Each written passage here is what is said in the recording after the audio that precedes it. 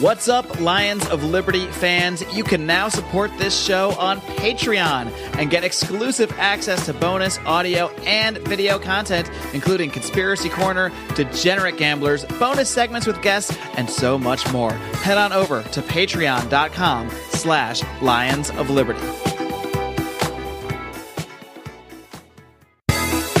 Welcome to Electric Liberty Land, here on the Lions of Liberty podcast, your weekly shot of culture, comedy, and liberty with your host, Brian McWilliams.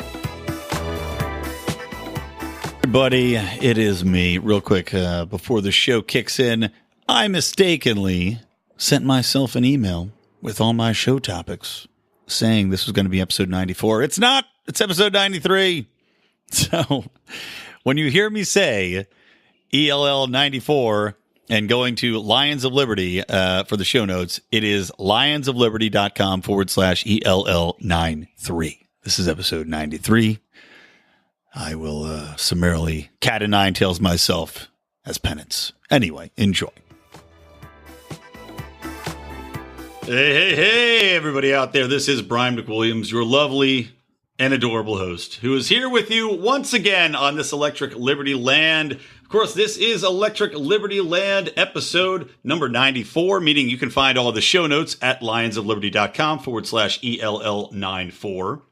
And at the top of the show, before I bring in a very special guest, an unwilling guest, some would say, in truth, for being perfectly honest, I do want to tell you guys that we're working right now. We're working with ammo.com, and they came and approached us because they love the show. These guys are libertarians. They love what we're doing, and they wanted to be a part of it, not only for us, but also for a lot of different organizations, charities, which they support, and they're putting out content. If you check their blog, they're writing a lot about libertarian issues, not only related to Second Amendment rights. So I want to give them a shout out.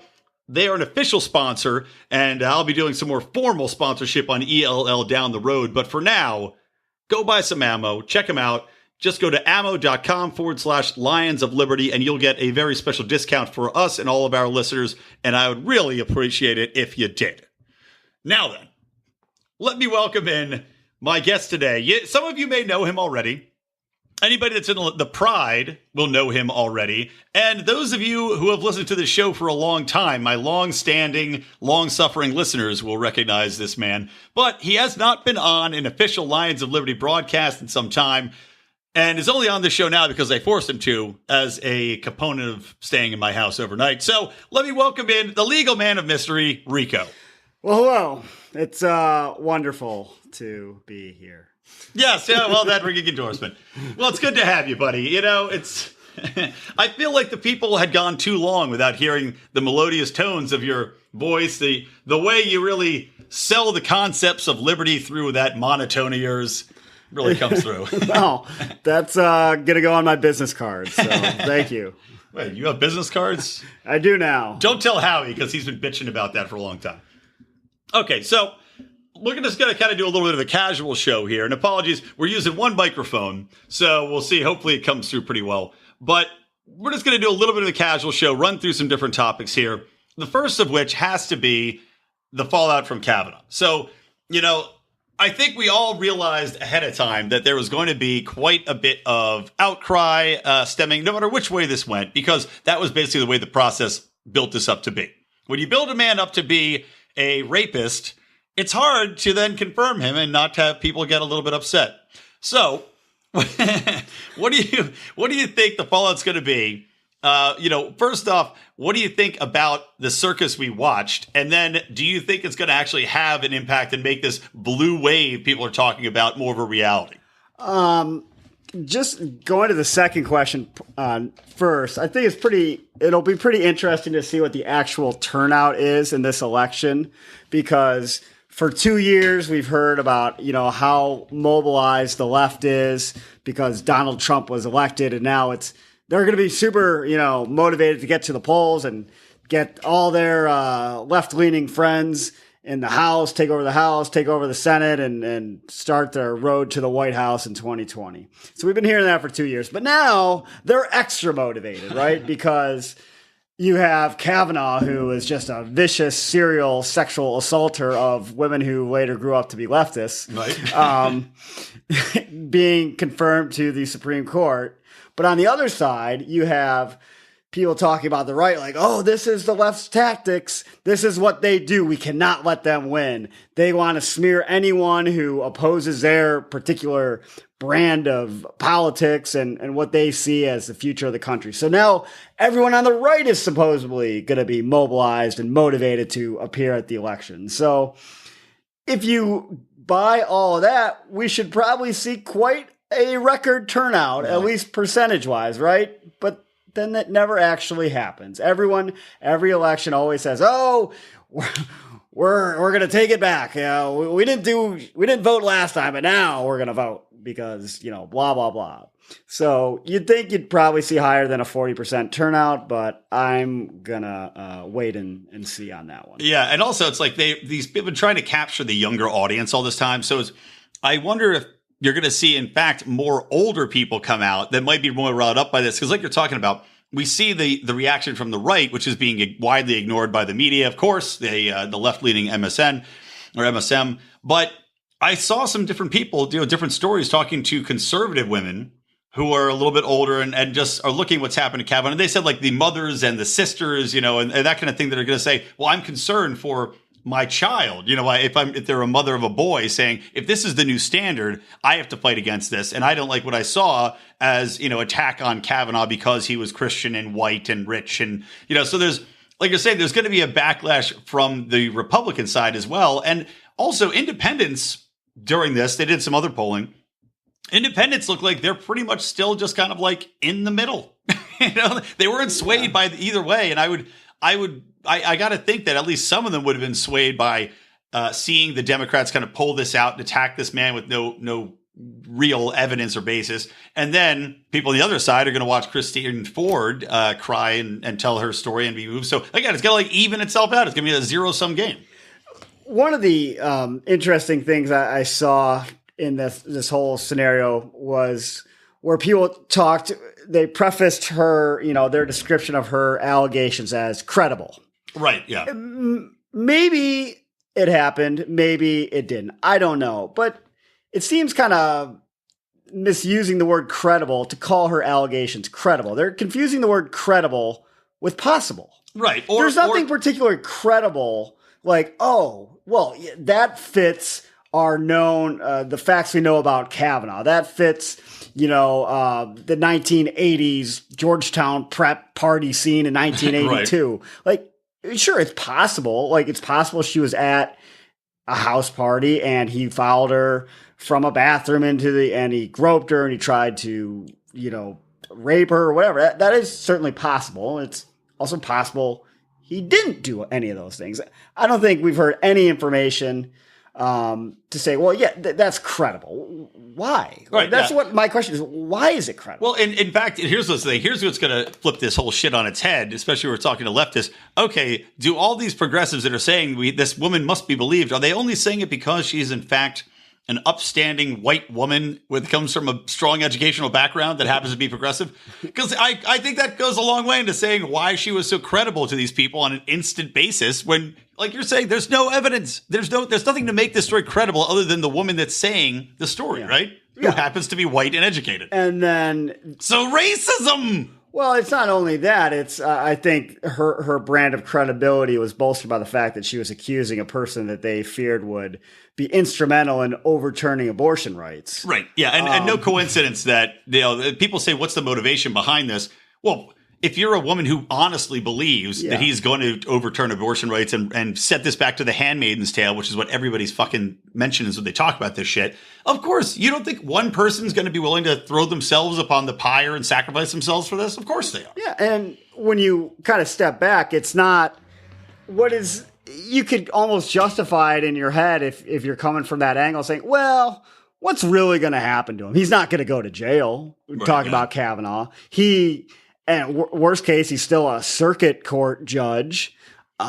Maybe his reputation is thrown in the mud and his family's affected. But think of all the women we are helping by setting forth this narrative. Right. So Yeah, I mean, I don't agree with that, lesser of two evils argument at all, but I guess I can, see their narrative and why they're doing that, even though I believe it's completely wrong. Yeah. So what's your prediction now? The fallout of this, we've got the midterms coming up. And I want to talk about, speaking of the midterms coming up, I do want to talk about Dale Kerns in just a minute, who our buddy John Odermatt is actually his campaign manager, Odie from Felony Fridays. But what's your prediction now for these midterms? Are the Democrats going to take back the Senate?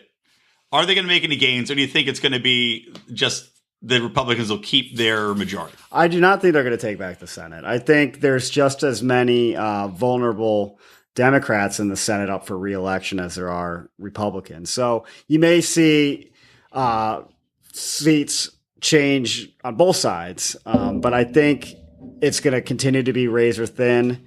Maybe they will.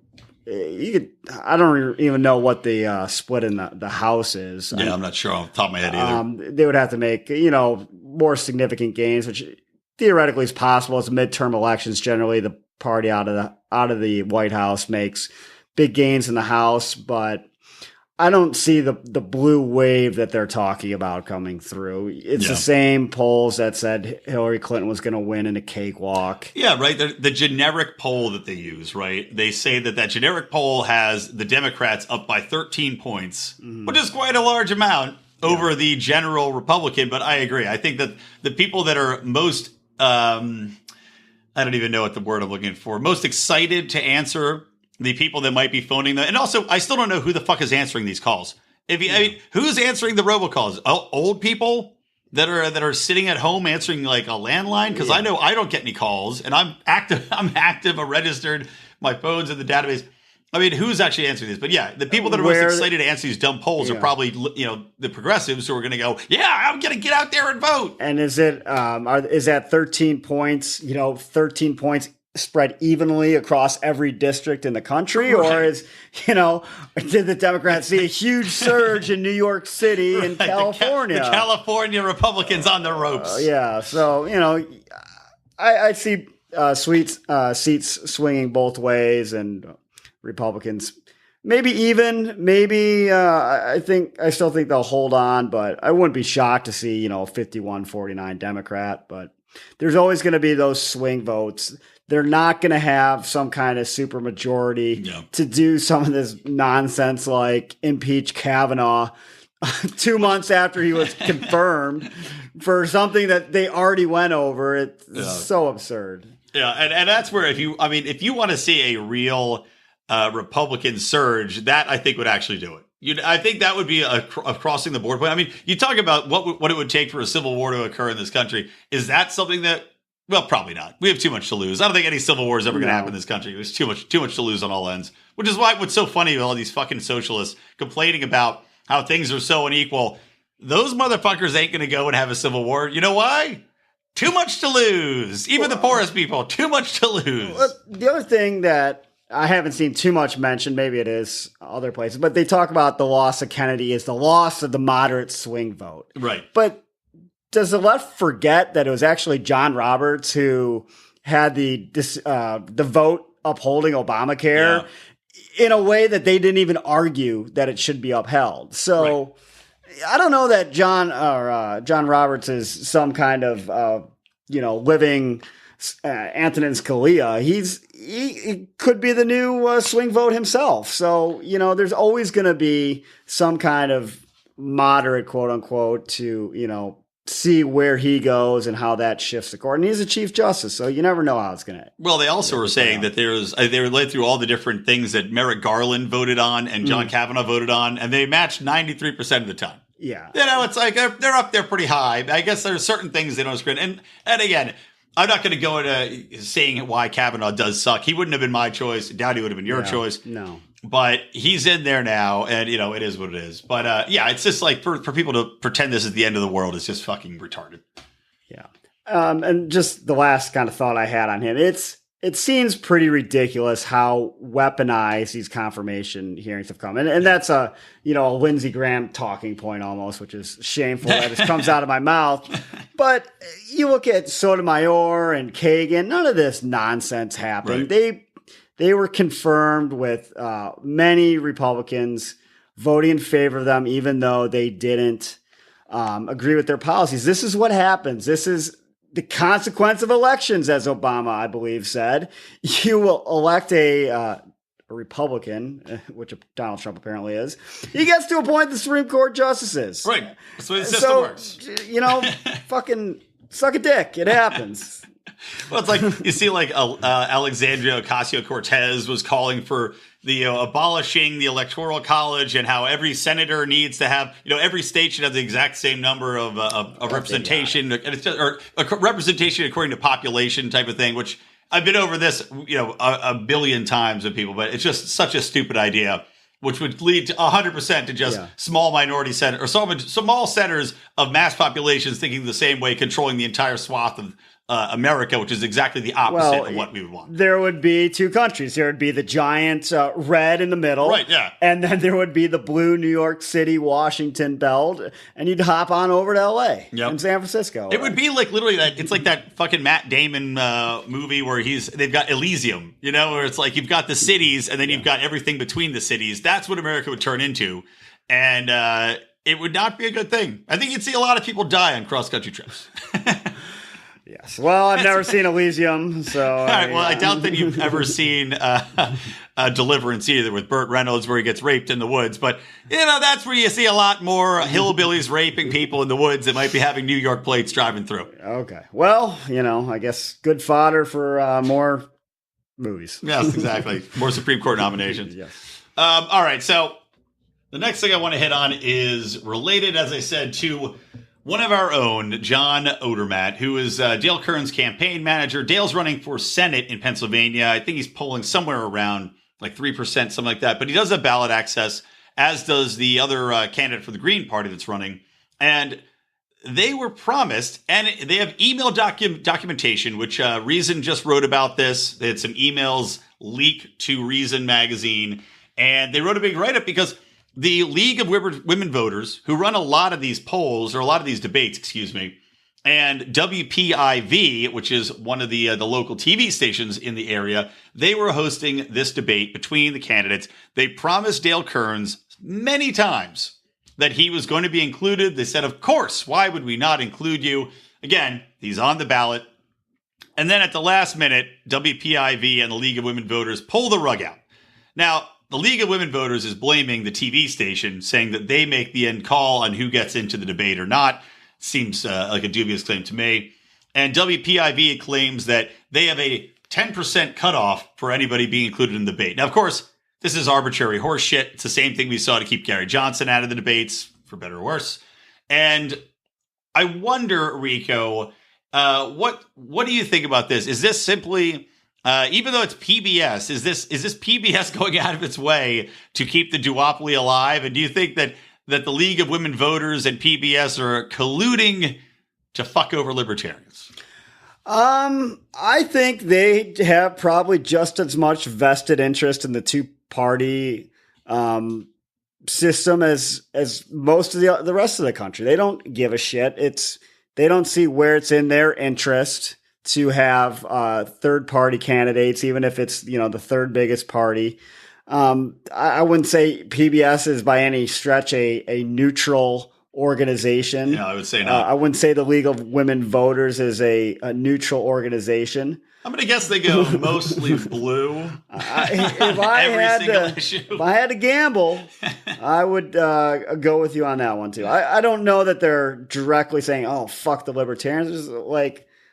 I think they're basically like, fuck everyone who's not the left, but we have to tolerate the Republicans. We can't have a debate amongst ourselves, even though that would be the most optimal thing. I think actually the left would probably prefer that. Just have two left. Who's the bigger victim? That would be the debates from now on. Like we've got a one-footed diabetic black man who was raised by two Somalian immigrants versus a woman who was beaten by her Italian barber father and now is seeking a reclassification as a transvestite. Let's go. Ding, ding, ding, ding. I think that probably has been pitched in the PBS boardroom. But yeah, I don't see it just strictly anti-libertarian. Maybe there is. Yeah, I don't know. They excluded the Green Party too, but I guess I can't fall into the trap of like, but really, who cares about the Green Party? Yeah. What are they pulling at? Because I agree that there should be a cutoff at some point if you have 10 parties involved, but when you have 4. How hard is it to put 4 people on stage rather than 2 people on stage? And then, the moderators decide how much time people get anyway. We saw that with Ron Paul and Rand Paul getting fucked over with time during the debates where they were included. So they really can go out of their way to say, okay, you're included, but we can marginalize you. Yeah. Even that's a step forward.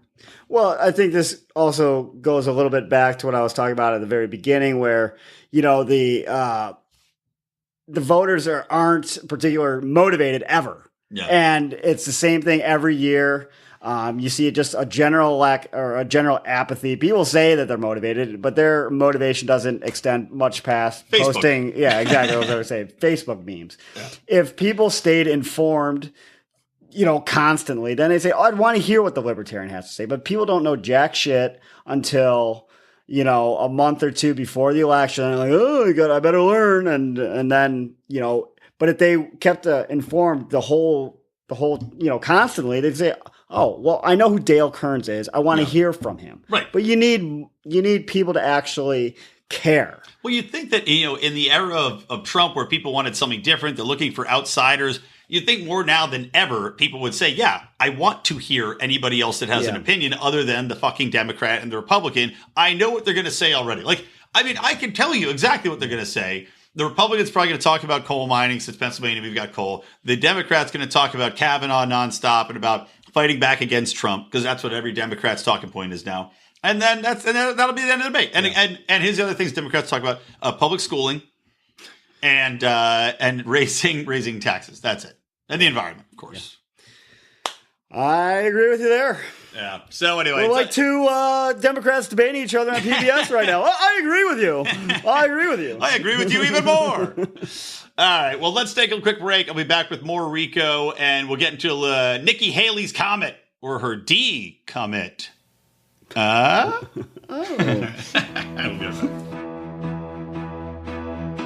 We don't rise to the level of our expectations. We fall to the level of our training. Those epic words from Archilochus can sum up your ability to succeed or fail in business. I want to recommend Conversation Mat Time to our listeners as a way to hone your one-on-one conversation skills in a role-playing session that can help take you to the next level. During 25-minute sessions, you'll work through the best way to approach that raise, that interview, or that relationship with a practiced professional that will provide the confidence and experience you need to get paid what you're worth or take that interpersonal risk you've never been able to conquer. Just like in jiu-jitsu, the difference between a novice and a black belt is mat time. Train to win. Visit conversationmattime.com and take advantage of a free 15-minute consultation just for listeners of this show. All right, we are back with Electric Liberty Land, episode number 94. Meaning, again, you can find all the show notes for today's episode as well as that link to ammo.com with our special sponsorship link. Just go to lionsofliberty.com/ELL94.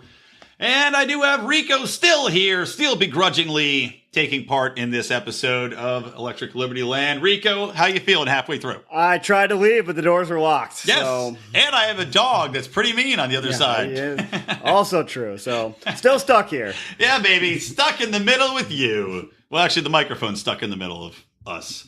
Anywho, let's get back. Let's talk a little about Nikki Haley, a woman who I do find attractive. I'll say that. I'll say that she's a good-looking broad. No offense to the ladies out there that might not like the term broad, but I love it, so I'm going to stick with it. And but no, Nikki Haley, when she got appointed to the position, I actually was like, okay, cool, I could get into that. But then, as I've seen her basically be this puppet for Trump and take positions, which I've talked about this show before, like I don't know if you heard the episode, Rico. I was talking about how the U.S. had opposed a resolution condemning the death or condemning throwing gay people off of buildings and murdering them for being gay, because they thought then if they did that the world community would condemn us for still having capital punishment. I think I did hear that episode. Yes. Quite a ridiculous position, some would say.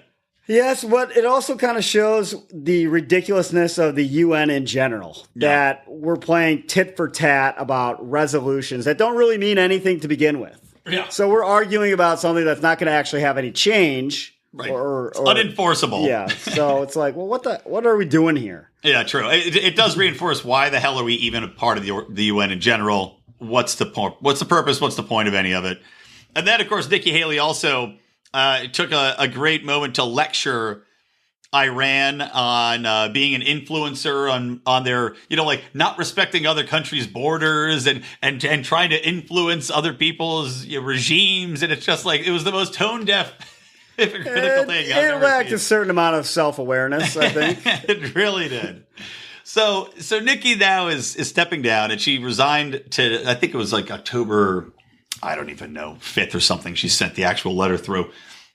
And I'm not going to read the whole letter, but it was very generous to Trump. It was very thankful to Donald Trump. It seems like she's leaving on good terms.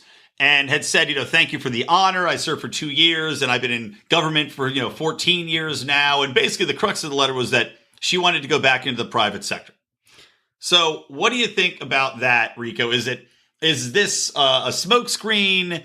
Is it that she actually does want to go in the private sector, or is she just sick of being tied to Trump and seeing what's happened with Kavanaugh? And is the left scaring people off now because of this horseshit? I don't think she would be scared off. As far as her actual motivations, I suppose it would just be reckless speculation.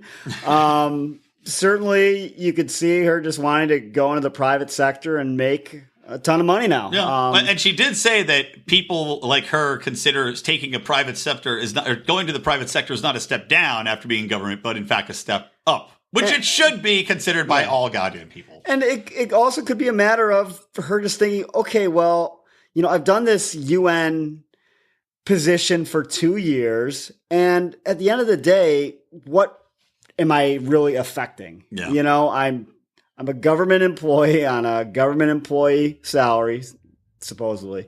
But the UN doesn't really, I don't know how it advances the U.S. interests in anything concrete. The U.S. can do whatever they want anyways. Like, if someone yells at us and says, you better not go into Syria, we're like, okay, sure. Or, the whole, the U.S. moved what's the word? Spit it out. Oh, is Israel the the embassy. Yes, the embassy. To Jerusalem. It's a tongue twisting word right there. They moved to Jerusalem amidst near unanimous condemnation from the UN. It's like, well, what the fuck do we care if you agree with us or not? And what are you going to do? Is the UN going to sanction us?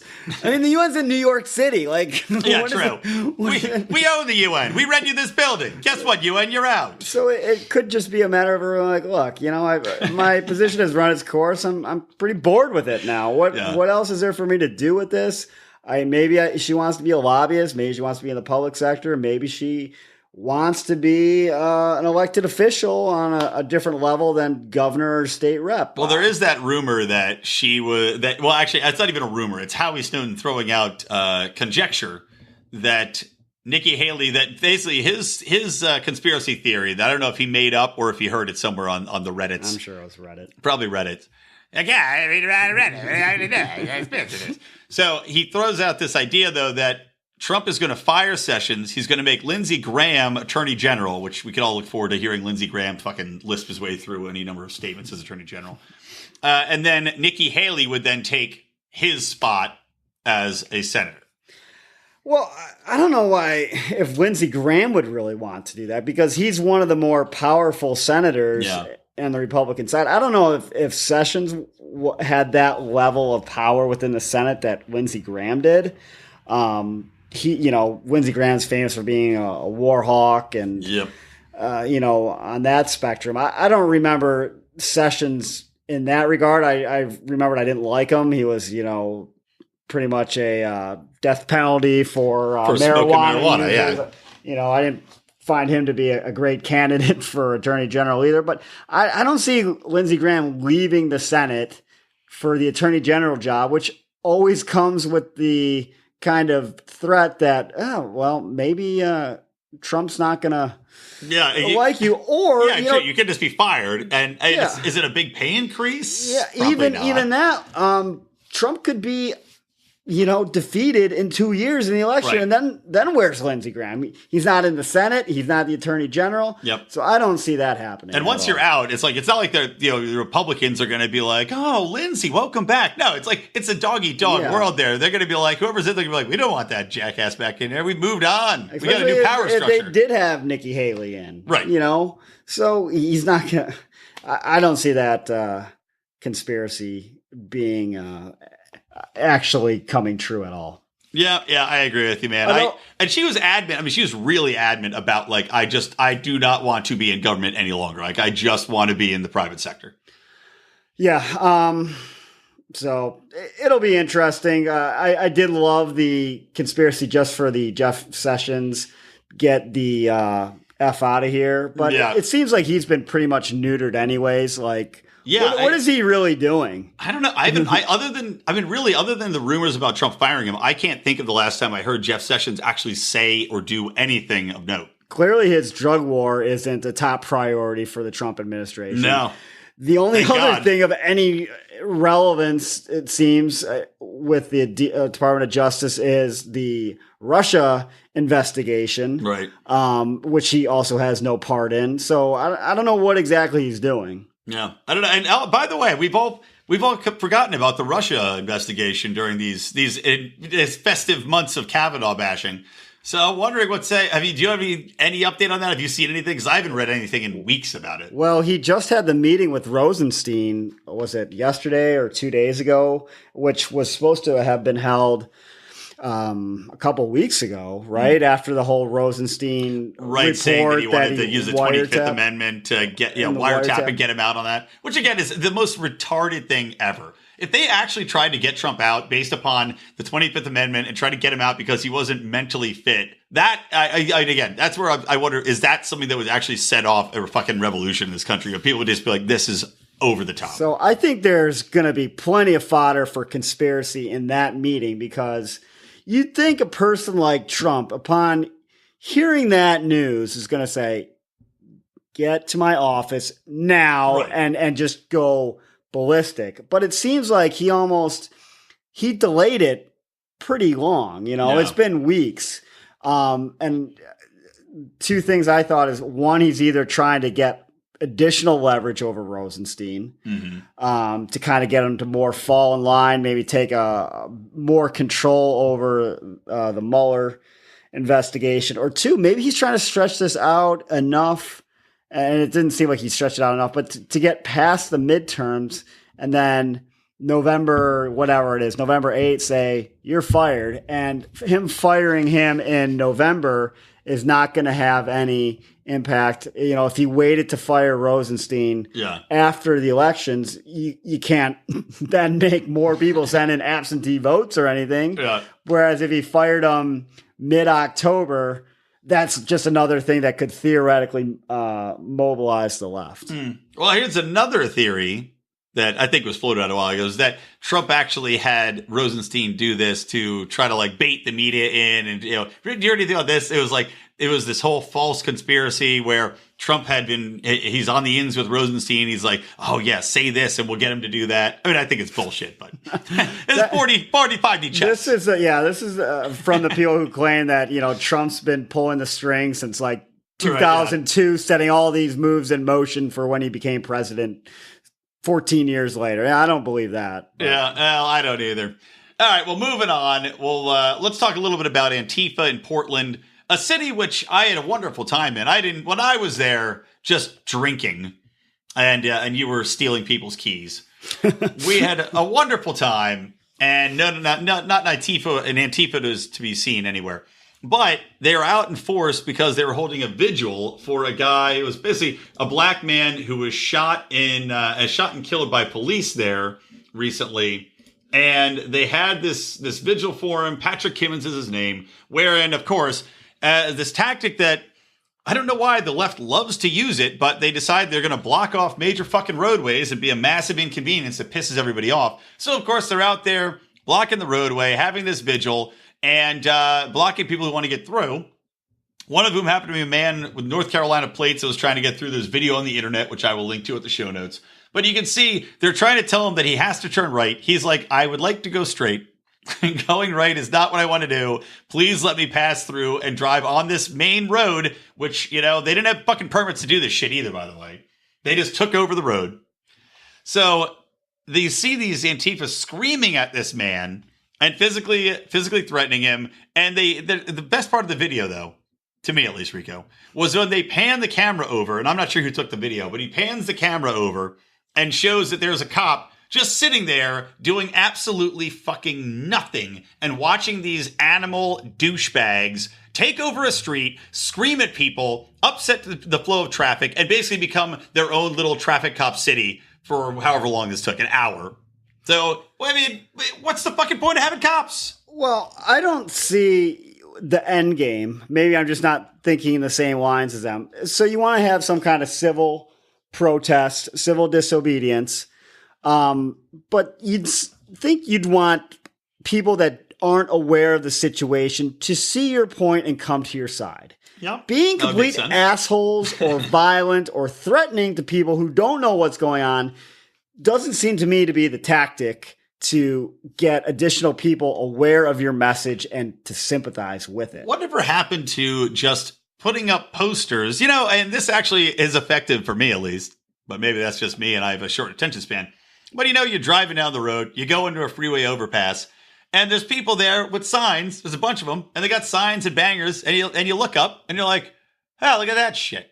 Yeah. How about that? And you think about it a little bit. It's like, and rather than, like you're saying, rather than intimidation and ruining someone's day, where now you empirically you go, fuck that organization. Yeah. And now, it's like this guy, Patrick Kimmons, I don't know if he's innocent or guilty. They're saying he shot 2 people, so maybe he's guilty. I don't know. Yeah, that fact should be relevant to Antifa at least. Maybe hold the vigil a little bit until some facts come out and we know a little bit more about this. And I also think there's a big difference between, kind of a peaceful protest inconveniencing others, like everyone sits down and the square and traffic is shut out, as opposed to actually threatening people. Yeah. And calling people white supremacists because they have a driver's license from North Carolina. I think. Oh, yeah. I love this, by the way. Let me just take a quote from this video, too. Okay, so the video, if you should go to watch it yourself, but there's like a big, let's just call her a girthy lady who is yelling at people. Then there's a big white dude yelling at people. And then there's another big black dude yelling at people. And that's the basic 3 people screaming at this car. But the woman goes, just go that way. And he goes, why do I have to go that way? And she goes, because I told you to. Not anything like, you think that'd be the opportunity to be like, well, we're holding this vigil for a man who was shot unfairly. No, that's not the way Antifa works, right? It's just screaming. And then this guy goes, again, this is a white man talking to another white man. He probably identifies as black, though. Yeah, brother. Yeah, you little white fucker. Says this man who's white himself. And then he says, the First Amendment, get the fuck down the road. Now, Rico, I don't know about you, but for what I know about the First Amendment, it doesn't include screaming curses at people and forcing them to drive the way that you want down a public throughway. Well, I never claimed to be a constitutional scholar either, so, maybe this man knows some case law that I'm not aware of. I know that there's, you can assemble with the First Amendment, but you can't, threaten violence against a person that is asking questions to you. Yeah, you think, and again, a perfect opportunity to explain, maybe make a friend. Maybe they would have gotten, if they had just answered differently, maybe they would have gotten out of that car and said, hey, we'll take part in your vigil. New buddy, new black-clad Antifa buddy who likes Cheetos. Maybe, instead of going with the opinion that Trump won because 51% of the country is racist, maybe they should think like, maybe we're just pissing people off with our tactics and people are voted for Trump as almost a F you back to us. I don't know. Go figure. There's got to be something to it. All right, let's finish up on, thank God, a rebuttal to some of the madness, to some of the one-sided madness that has been going on, especially because you do see people, and Kavanaugh is no exception, but you see people always citing ridiculous statistics that are basically academic grievance studies. These are studies put forth by third-wave feminists. These are people that are put forth by people that are trying to prove a specific point about gender or race. And some of the concepts of the papers that have been accepted, republished, and cited in media with no concern for the validity of them, for no concern whether or not they've been properly vetted, has been brought into the spotlight because a group of 3 people, Helen Pluckrose, James A. Lindsay, and Peter Boghossian, got together and submitted something like 20 plus papers to all of these different gender studies, and not just like bottom of the barrel website gender studies or race studies or feminist studies or whatever these publications are, but the very top journals in their field. And they sent them these papers called the Grievance Studies Affair is what they named it. And where they were accepted in an unprecedented number of them, especially when you take it into context. And they wrote a whole article for Arrow magazine breaking this all down, saying why, how they did it, etc. But if you take it in the context of this magazine article where they say a common professor to get tenure, right, at a top university has to have a paper accepted once a year for 7 years. These people had 7 papers accepted in a period of something like 6 months. And they had an additional 6 papers that had been accepted but not through yet. They had 2 more they're waiting to hear back from. They only had 2 papers thrown out. And I'm trying to scroll through this article. One of the top papers they submitted was called Dog Park. And this piece was included in again, one of the top journals, not only included in it, run by it, but was cited in their top most influential papers of the year, the top 12, as one of the best papers. Now, this article itself was based upon observations of going to a dog park and seeing how many times male dogs raped other dogs at the park, and somehow extending this into the ways we should treat men who rape people and how we can stop rape culture in America by observing this dog park. Like, it's just ridiculous. Fucking ridiculous. And they had other papers talking about chaining up white students in college, not letting them talk or interact with the other classmates to prove something about race. On and on and on. But the fact that these papers were accepted and the fact that they continue to run rubbish like this that's unfettered and unchecked is shocking to me. So, Rico, I know you haven't read a lot of this article or the papers, so I'm springing this on you today. But what do you think? Will this have any impact whatsoever on grievance papers and grievance scholarship, on activist research, etc.? Will this serve as a wake-up call, or will it be here today, gone tomorrow, and people will forget just how fucking stupid this shit has gotten? Well, one, why are you shocked by it? No, I'm not shocked by it. I don't know. I don't know why I'm shocked either. I really don't. Yeah, I mean, I'm not shocked at all. I don't know how many people this information will actually reach, this whole kind of scandal. But I think enough will be, and it could be used to kind of just confirm biases people might already have about, how biased research papers or position papers are. You can look at the climate study reports from wherever in England, a few years ago, that kind of the famous hockey curve that was just made up all that data. They cherry picked data to support their conclusions. Well, and our own university, Michael Mann, one of the most respected, quote unquote, climate scientists, was complicit in that whole cover up and trying to, pressuring journals to look over and not publish papers that were from other sources, to covering up data. He's still cited as one of the top people, and he was already exposed as a hack. So I think the amount of weight that just the average person puts in some of these studies, these papers, is already minimal to begin with. You hear it on both sides. For example, the climate, I don't know, I guess to use the word climate change deniers, they look at papers like the one we just talked about and said, well, their research is bullshit. They're cherry picking data to support their agenda. And then people on the other side will say, well, those studies that you're Oil citing, funded, oil funded. Big oil. So it's like, how much weight does these papers have on persuading people who might be kind of initially opposed to or skeptical of that viewpoint anyways? Right. I think the bigger kind of issue is just how much academic credibility these journals and our universities have in general. Yeah. And also because the mainstream media parrots this information verbatim without checking it. They presume because it's coming from a university or from this journal that it's already been vetted. But this process has exposed that the vetting is as ridiculous as the paper itself. And also, I forgot to mention, the people that wrote these papers were asked by several of these journals to be on their vetting team. So now they would be vetting other ridiculous papers.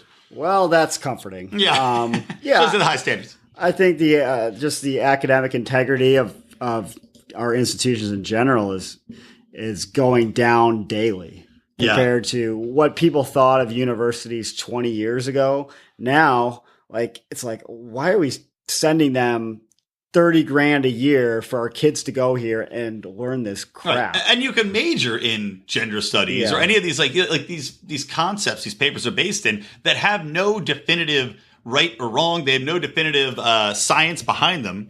So why do they even exist? It's basically philosophy courses. It's like paying people to have philosophy courses, except they actually could have impact on policy decisions because the mainstream media parrots these fucking bullshit studies, and now people use them when they're on the campaign trail trying to push through a bill or something else, or trying to have children get hormone therapy at 5 years old. Yeah, it's just things seem to be just increasingly progressive, radicalized. The positions that are taken, the research that supposedly supports these conclusions. So I don't know how much they're really persuading anyone of anything other than people that already bought into the concept to begin with. Yeah, well, and to echo that, and I'll finish the episode up on this note. A buddy of mine I knew way back in high school, he wrote on my wall, because I shared this article on my Facebook page. And of course, anytime I share something like this that is anti-left, because again, the left so identifies with all this gender politics, racist politics bullshit. Telling these people, look, this is bullshit. You got to read this article. It's vital. Of course, I get 4 likes from people that are libertarians and nothing else, no other reaction except one buddy who's a doctor. He's a medical doctor.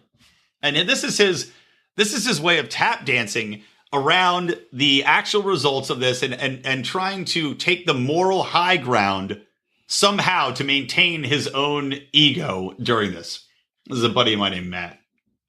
He writes, I have a methodological, tough word, concern, if you will. Because they wrote what they did like a scientific experiment, not a journalistic inquiry, they either did one of two things. Committed fraud, which cost them the right to remark on what they did. That's what he says. If I got, that's what I'd call it. I don't know, whatever. And number 2, did prankish experiments on human subjects without their knowledge, consent. Now, they didn't do the second one. This is all created out of nothing, which, again, proves the point is how ridiculous these studies are. But the fact that this guy, now he does admit, he said they look stupid and it's more serious than this affair because these are peer reviewed. So he acknowledges that there's an issue here, right? He acknowledges there's a problem with the system. But can you believe this? He's trying to say that they committed fraud by exposing the corrupt system. Isn't there fraud in the first fucking place that's being perpetrated every day by these journals that has been exposed? How can you have fraud against fraud? Doesn't make any sense. Well, it depends on who the fraud is being committed against. That's the only relevance, apparently. Yeah, agreed. Well, hey, I just like that you've taken time today, Rico, to help me perpetuate the fraud on our audience that we do every time here by conning them into listening to our voices and hearing some sort of rational take on what's going on in the news today. So thank you for playing along, Rico, in this edition. Is that what we did? Rational takes? As rational as you can get in this day and age. All right, well, I'll go with it. Well, we're both sober, so more rational than typically. Yeah, well, for now. Soon. All right, so anyway, thanks a lot, Rico. Thank you all for listening. Guys, reminder to listen to Mark Claire on Mondays with his in-depth interviews with the leaders of the libertarian movement. Tuesdays, we've got our candidates of, actually Tuesdays and Thursdays now, until the midterms, Candidates of Liberty, where we're talking to leaders and people that are running for office in the Senate, in the House, trying to make some strides here as the midterms approach. And, of course, John Odiotomat on Fridays with Phony Fridays. All right, that's it. So for me, Brian McWilliams from Lions of Liberty and from Electric Liberty Land, always stay plugged in to Liberty.